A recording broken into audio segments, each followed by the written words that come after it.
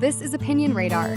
If you're anything like me, a creative soul always hunting for new ways to make, craft, and turn stress into something beautiful, then welcome to your newest obsession. Today we're diving into something I never thought I'd own, the VEVOR Pottery Wheel. At just under $150, it's one of those "wait, is this real?" kind of deals when you're starting out. I mean, pottery has always seemed so out of reach: fancy studios, pricey classes, intimidating tools. But what if you could just bring the studio to you? That's the promise this little machine makes. And as someone who's still Googling how to center clay while covered in slip, I was curious. Can a budget will actually help you learn? Spoiler, it's not magic, but it is possible. So grab your apron, and let's get into whether this wheel is a total win or just a messy middle. Okay, so I've been wanting to get into pottery for the longest time. Like, ever since I saw those satisfying wheel-throwing videos on Instagram and thought, I want to do that. But between expensive classes and limited studio access, I was stuck. That's when I found this VEVOR Pottery Wheel for $149, and honestly, it felt like a no-brainer to try at home. I wasn't expecting a professional-grade studio wheel, but I was hoping for something that could actually work. And for the most part, it really does. It's got a 450W motor, which sounds intimidating but actually gives you solid power without being overkill. I've thrown mugs, small bowls, even a wonky little vase on it. Nothing fancy. But for a beginner like me, it's been a total game changer. Plus, it's super quiet. I usually work in my dining room because, let's be real, with space for a dedicated studio. And I don't have to worry about blasting my neighbors or scaring my cat. The foot pedal is responsive, and once you get the hang of it, you can control the speed smoothly, which is huge when you're trying not to destroy your third attempt at a symmetric bowl.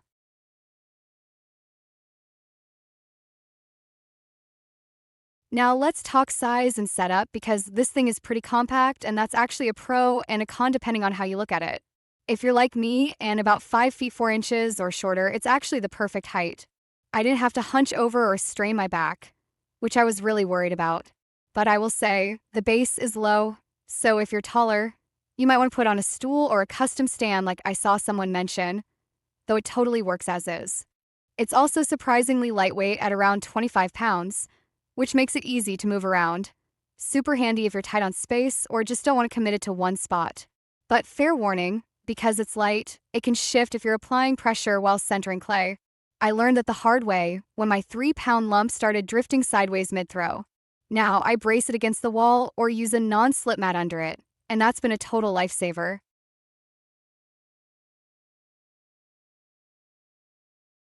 One thing I immediately noticed is that the motor is way stronger than I expected for the price. I've thrown up to 6 pounds of clay, and it handles it without slowing down, which is impressive for a beginner wheel. That said, the type of clay you use does matter. I started with a firmer terracotta, and let me tell you, total disaster. The wheel struggled, the clay fought me, and the piece ended up looking like a modern art statement, not on purpose. I realized I needed to soften the clay a bit and use something more pliable, like the softer white clays from the craft store. Once I switched, things got so much better. Centering is still a learning curve, but it's possible. Also, I wish it came with bat pins, those little pegs that hold removable bat discs, but it doesn't. That's a bummer if you want to make multiple pieces and swap them off quickly.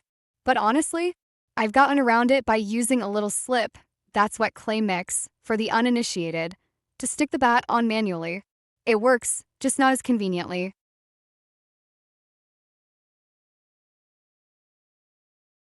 Let's talk about the quirks, because every product has them, right? The wheel head has a slightly sharp edge, which I didn't love at first. It didn't cut me or anything, but it caught my clay a few times. I did some light sanding on the first day, and that helped a lot. Also, the splash pan, it's a bit taller than other wheels I've seen, so your arms sit a little higher, but after a few sessions, I got used to it. One thing I highly recommend: cover the power button area with a small piece of plastic or tape. Mine kept getting wet during cleaning, and I don't want it shorting out. Oh, and the included beginner tools? They're okay. They're not going to replace my future $200 set of metal ribs and needle tools, but they're fine for getting started. I've used them to trim, smooth, and score, total beginner stuff, and they've held up so far. For under $150, I can't really complain. This isn't a $1,000 Brent wheel, and it's not trying to be. But for a home setup hobbyist vibe, it's gold.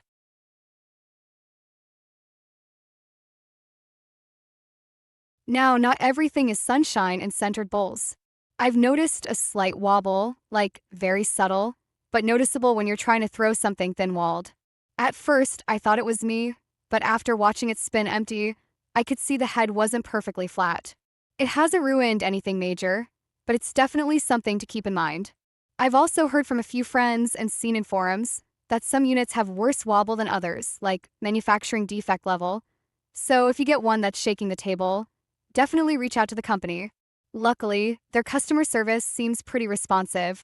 I didn't have that issue, but a buddy of mine who got a misfit splash pan got a replacement in less than a week. That kind of support, huge for peace of mind.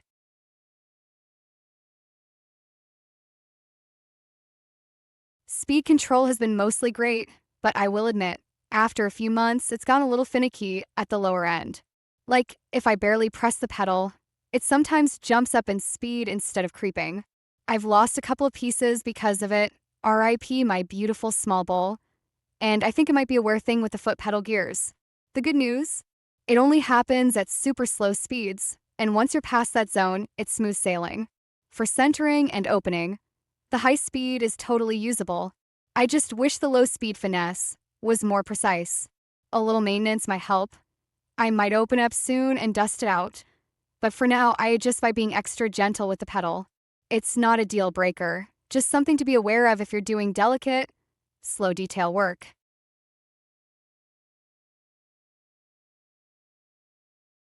Overall, I'm really happy with this wheel. It's not perfect, but for $149, it's an incredible value. It's opened up a whole new creative outlet for me, and I've actually started gifting handmade mugs to friends. Super proud of that. If you're a beginner, someone who wants to practice at home, or just a crafty person looking to try something new, I'd absolutely recommend it. Just go in knowing it's a starter wheel. Great for small to medium projects, softer clays, and casual use. Don't expect to throw huge, heavy sculptures on it. And definitely consider using softer clay and stabilizing the base if you're working on bigger pieces. But if you're like me, someone who just wants to create, learn, and have fun without spending a fortune, this VEVOR Pottery Wheel is honestly a dream come true. It's not fancy, but it works. And sometimes that's all you really need.